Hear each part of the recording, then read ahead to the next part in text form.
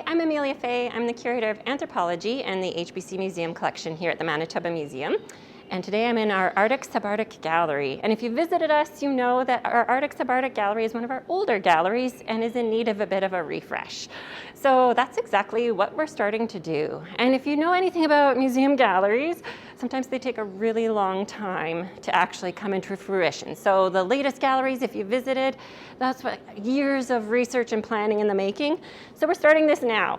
And one of the first steps is doing significant community consultation. So I wanted to give you a brief update on some of the cool stuff our gallery renewal team has been working on, which is our first stop in our community consultations to Churchill, Manitoba.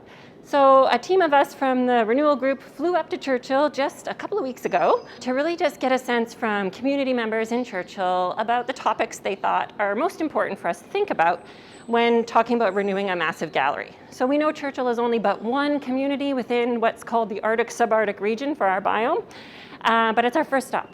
So we spent a really great 5 days in Churchill, and we met some incredible people at these focus group sessions.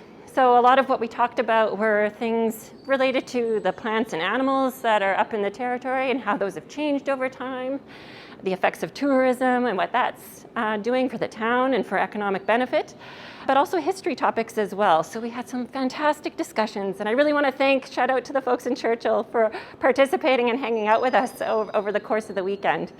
But that's just one part of the process. So you might wonder, well, what do you do now? You had this really great time in Churchill, and we clearly had a lot of fun, but what are we going to do with it? So we're going to transcribe those recordings, and we're going to start picking out common themes. So there's a lot of stuff that I remember from these sessions that people mentioned repeatedly. So those to me come out as like significant topics we should hone in on.